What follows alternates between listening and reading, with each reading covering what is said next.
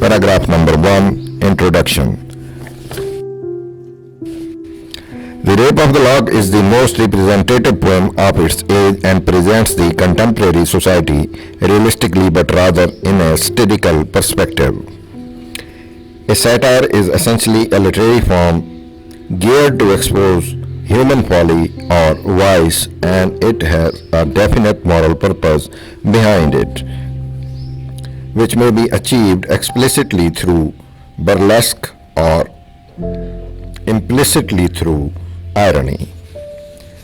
Thus, a satirist may choose from a number of stylistic devices such as irony, burlesque, humor, wit, and ridicule to achieve his objective. Evaluated in this definition, The Rape of the Lock is undoubtedly a satire on the social life of its times, particularly on the aristocratic straits of the 18th century in England. Paragraph number 2. Personal and impersonal satires. Alexander Pope, being a perfect artist in poetical satire, composed both personal as well as impersonal satires. The personal satires which he wrote against specific individuals are the outcome of his personal displeasure against them, and these are clearly marked by a degree of bitterness and sharpness, whereas his impersonal satires have no specific targets, but they are directed against human beings and their follies in general. The Rape of the Lock is an impersonal satire, and it has its panorama the whole of 18th century society.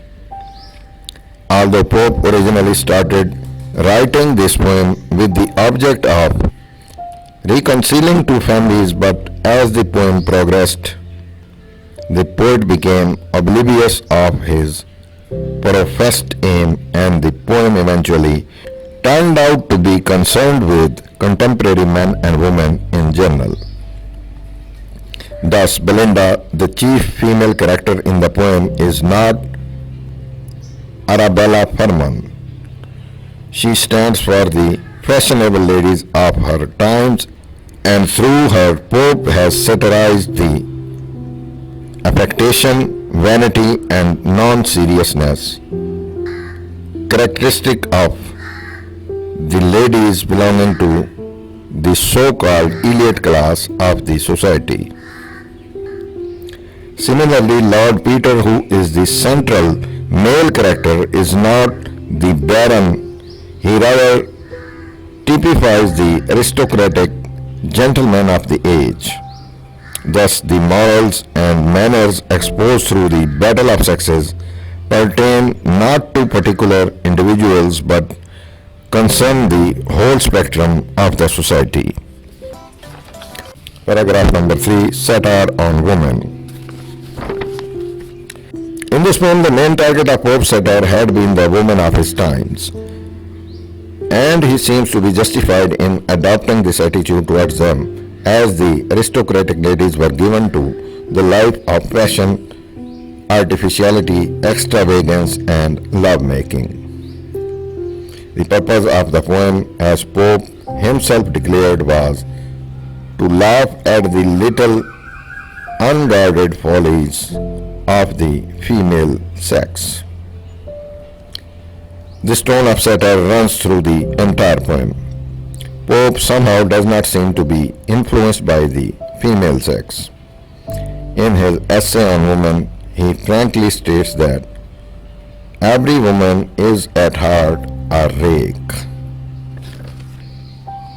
He further says, women in show are all frivolous beings whose only genuine interest is in love-making. Pope must be right when he mentions in the poem that fashionable ladies of the day left their bed pretty late in the day. Lapdogs were favorite with ladies and lay idly with their mistresses in their beds. After waking up, ladies spend their time in decorating themselves with paints, powders, perfumes, and jewelry.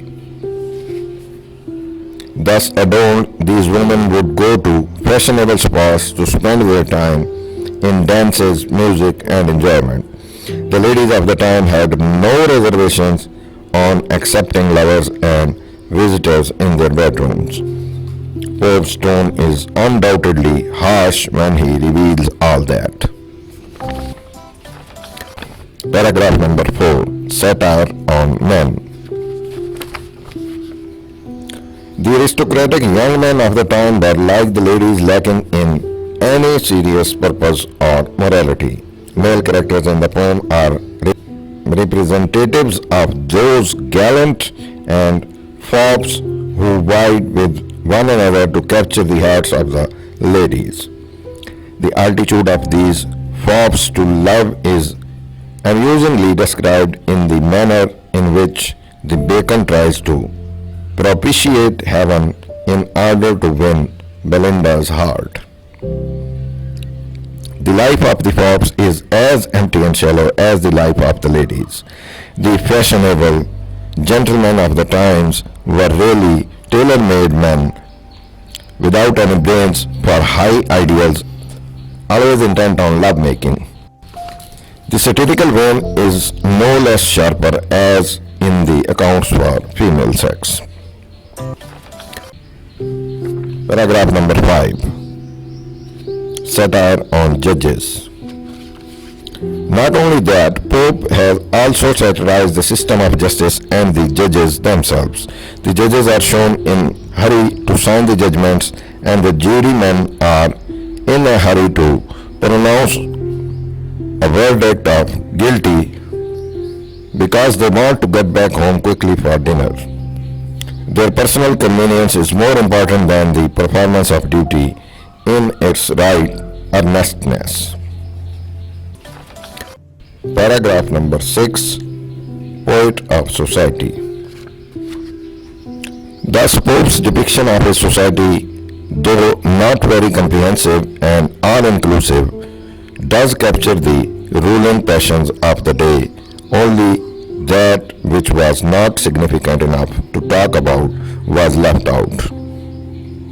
In praising the capacity and power of Pope as a delineator of social features of his age, Lowell rightly observes, as truly as Shakespeare is the poet of man as God made him, dealing with great passions and innate motives, so truly is Pope, the poet of society, the delineator of manners, the exposer of those motives which may be acquired, whose spring is in habits and institutions of purely worldly origin. Pope, Addison, Steele, Swift, and Fielding all caught the social conditions of their times in their work. It was Pope's success in The Rape of the Lock that he drew the picture of the society of his times so admirably well and in such a fine style. Paragraph number 7, the last paragraph. Conclusion.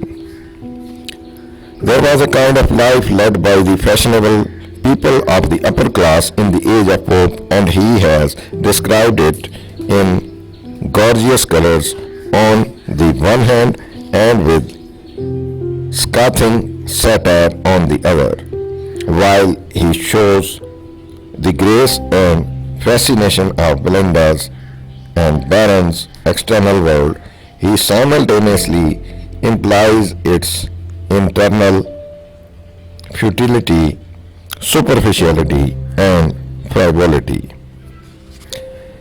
And he has implied the moral by elevating the trivial to epic dimensions, thereby making the purposive and instructive function of a satire. The poem abounds in sparkling and scintillating wit. There is a certain element of cynicism in it, but on the whole the satire of the genial nature. If the poem attacks the fashionable world of Belinda, the attack is mostly good-humored and moderated by a sense of the attractiveness of those whose feelings are exposed.